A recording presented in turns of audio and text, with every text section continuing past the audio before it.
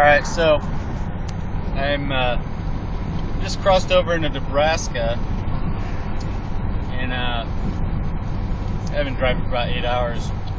And dude, short of injecting myself with cocaine, there is no possible way I could stay awake.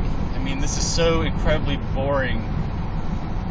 And my phone's about out of juice, so I can't listen to music on it. So I decided to make this video. You may ask how I can make a video with my phone if it's too juiceless to listen to music. Well, the answer is I got a cool little charger there.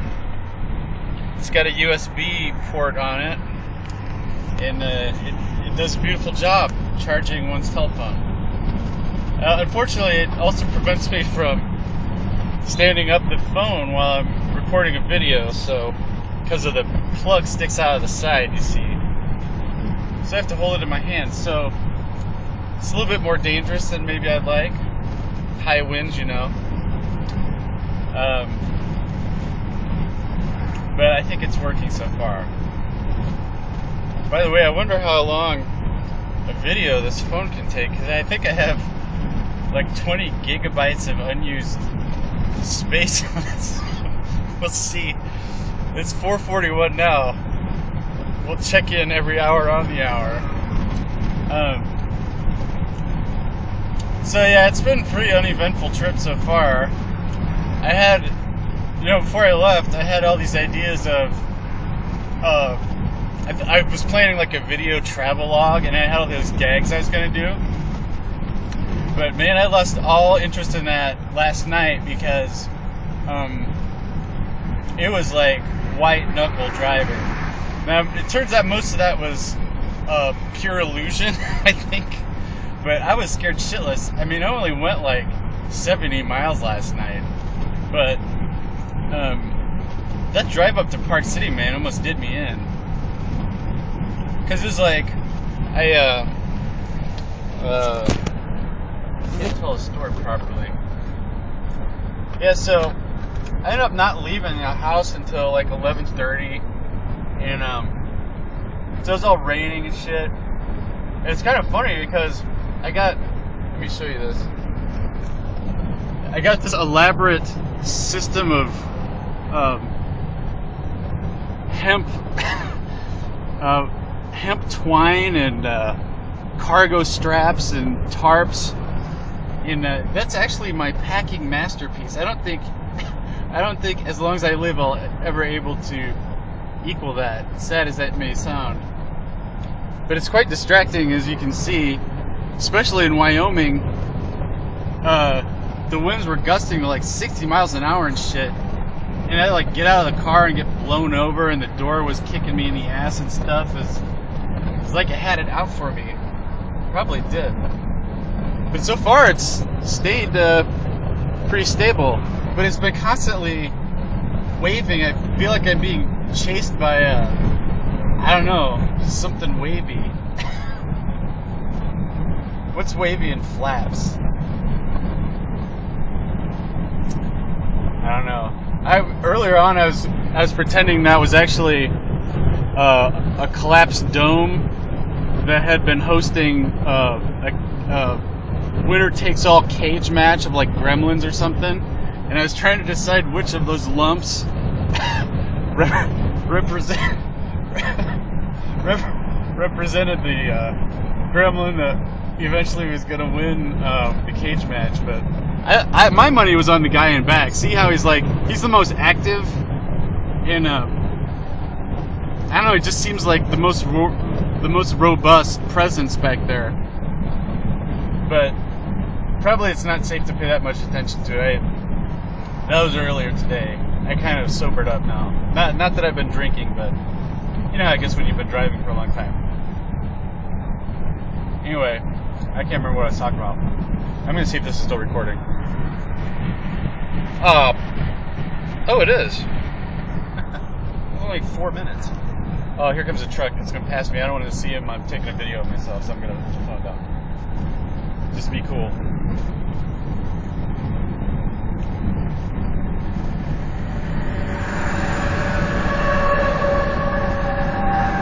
Alright, coast is clear. Dignity Memorial. I think we just got passed by a funeral truck. Huh. I'm saying we. Well, this plan to stay awake by recording a video is working out smashingly so far. I've never felt so alive in my whole life. Oh, that's a lie. Anyway, what was I talking about? Oh, the drive last time. Yeah, so anyway, I ended up not leaving the house until like 11:30 because, frankly, I had procrastinated. Oh wait, what did I do? Nothing, apparently. I hate when I grab this phone by the side. I'm always clicking this button, I don't know what it does.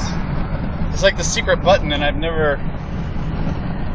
want to try to read the symbol on it right now. And it's to have some arcane symbol. I'm usually pretty good about, things that don't, like, ferreting out the meaning of little symbols. And it turns out there's a whole, like, international agency that vets new technology symbols. Like, that power button that doesn't make any fucking sense at all? It's like a hoop around a stick. How is that power? I would think it'd be a lightning bolt or something. But apparently... Oh, wait, no, I'm speculating here. I'll tell you when the speculation ends. My speculation is they don't use the most obvious fucking idea for an icon for power in the world, which is a lightning bolt. Because somehow it's like culturally unique, like it's just a Western idea of it or something. But I don't even know if that's true or not. Alright, that's the end of the speculation. But there's like a whole international organization that decides on like standards of symbols and stuff. I prefer those kind of things to happen organically, but I understand in like industrial design and shit, you need an organization. It makes everything easier for the consumer. But like in the case of hobos, they had a whole system of science and stuff that just kind of created itself. It was like a hobo democracy, as opposed to the industrial design totalitarianism. Of course, the hobos didn't have nearly the capital that the industrial designers did. Okay, anyway. So, last night, I keep forgetting where I get distracted. Alright, so it's like 11:30, and I procrastinated really pretty bad on like packing and stuff.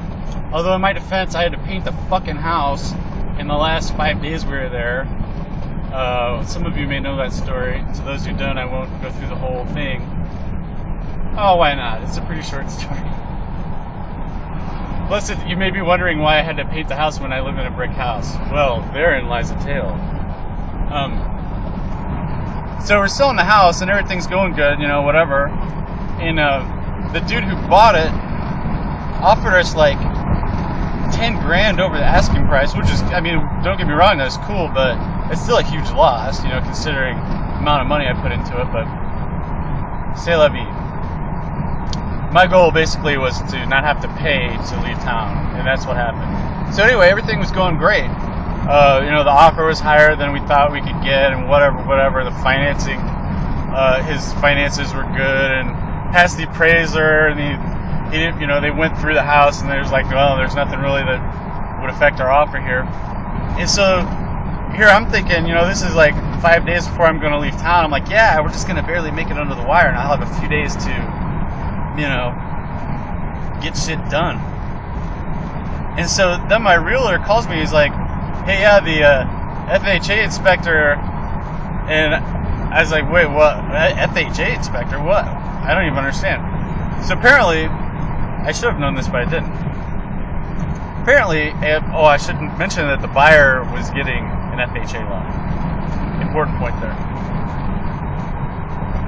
So anyway, long story short, in order to get an FHA loan, the FHA has to come and approve the property and inspect it before they'll guarantee the loan. And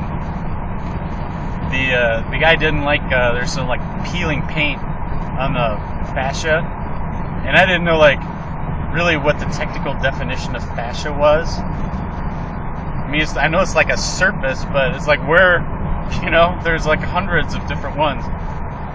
So I don't know, I think I did a pretty good job. It turns out it passed, whatever, but I had to spend like 3 days painting, and that kind of messed me up. Uh-oh. Getting boxed in here. Minivan versus semi. Semi's backing off. Or I sped up. Or a little of both.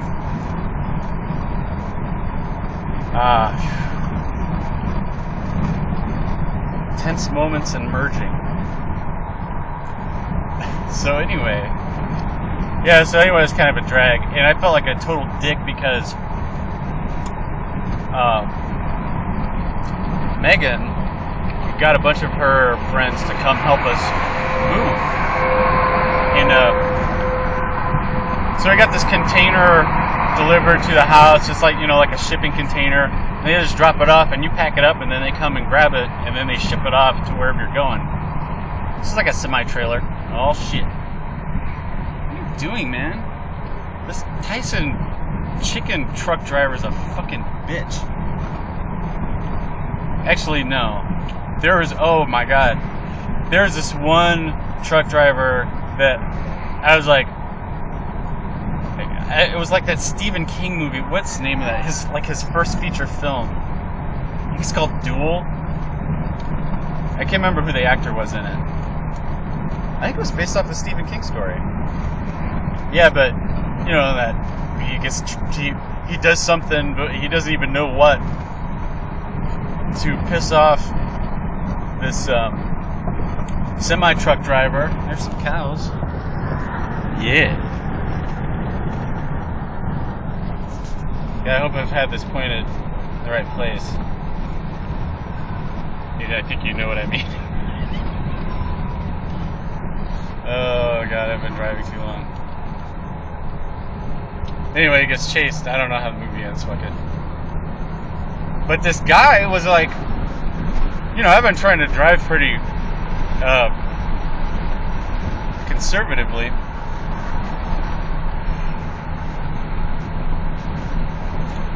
Because, I got all this shit in the back. And I got some new tires right before I left town, and now the back end is all like kind of flippy. Like it's wanting to slip out of my control. It's weird. I mean, it doesn't seem like a case of it just handling differently. It's like it has a mind of its own. No, it's not like that at all.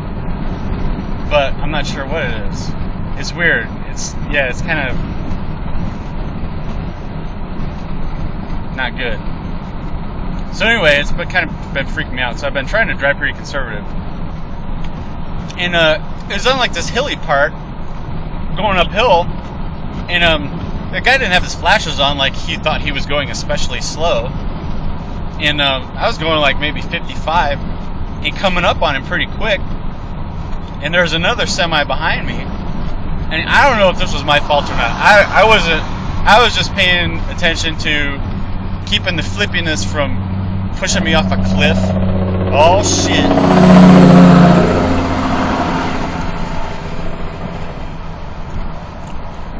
God, I hate it when they put on those engine brakes and they're right by my window.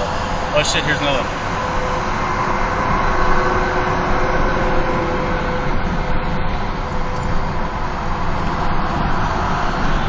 Napa. Oh, I should follow this guy. If I get into trouble, I can just take some parts. Napa. I can't catch up with them. They're too powerful for me, Napa. Oh shit. See, there's that flippy I was talking about. What the fuck? Alright, so I'm telling this story. Let me see if it's still recording. Oh, 14 minutes. If you've watched this long, you seriously... I'm not going to say, maybe you're finding this entertaining. I find that hard to believe. But if you're sitting there and it's like 2 o'clock in the morning and you've just been watching this video to see some jackass on YouTube, please consider like bookmarking the time or something. You can come back to it later. I'll be here, y'all. Just go to bed. Because I've been there, man. like every night.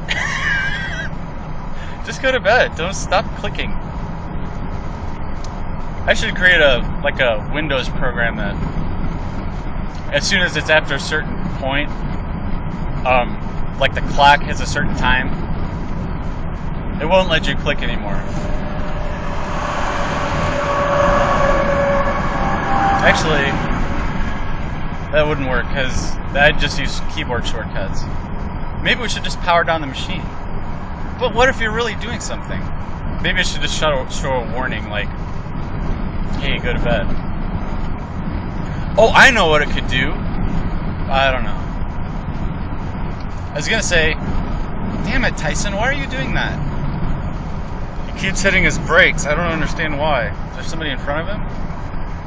Yeah. Careful, careful. That's what I'm being careful.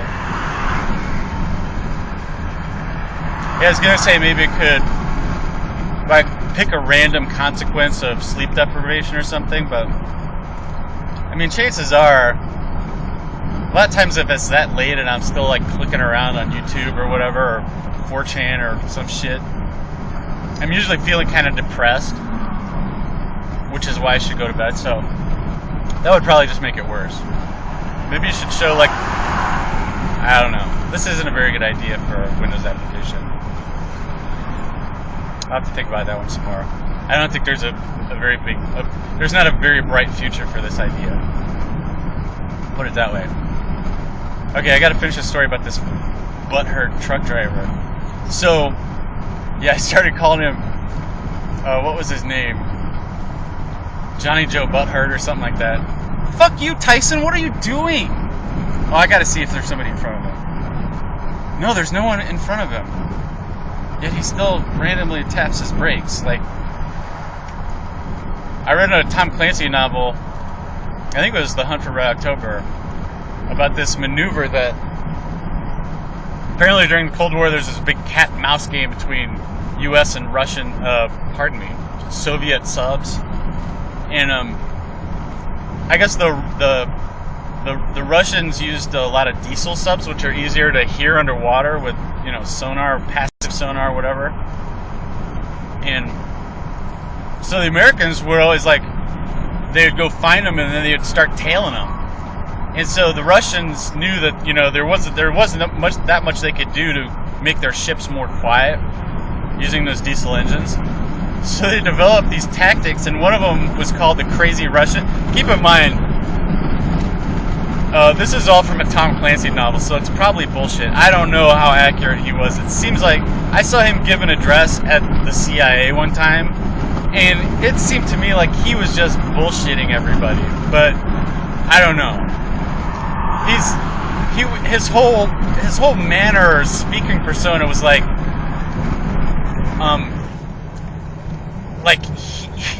he was some Illuminatus, you know, and his special category of secret knowledge was, you know, Cold War era national security arcana. But anyway, this maneuver was called the Crazy Ivan. He's doing it again. What are you doing? Now he's just, you know, his hazards are on. Tyson Chicken. Let's see what his little catchphrase is. Tyson, have you had your Tyson today? I don't know about you. I don't think I can eat chicken every day. Alright. This is ridiculous.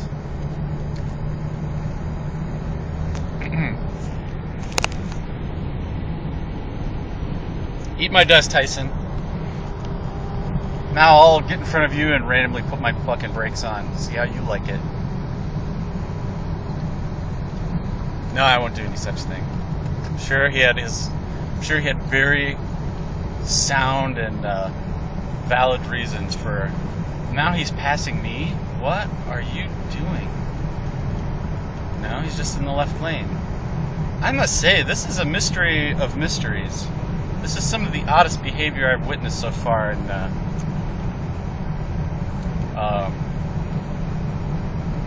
Truculus semioticus.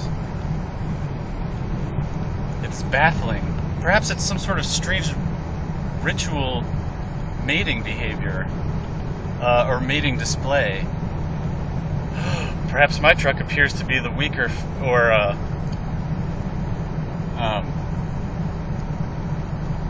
like prey or something. Oh my god, what if he thinks I'm the female of his species? Oh, maybe it's a female truculus. I can't really tell from here. Certainly acting very oddly though. Okay, now he's in the standard lane. Well, you know how these wild animals are. Sometimes they just do things for no apparent reason.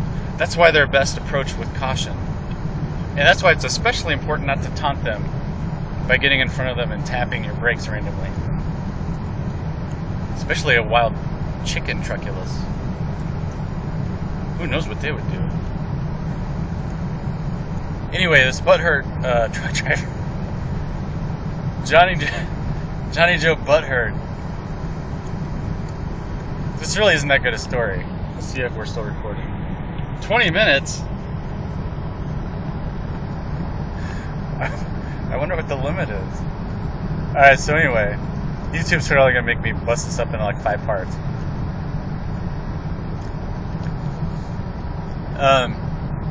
Oh shit, looks like kind of rough driving here.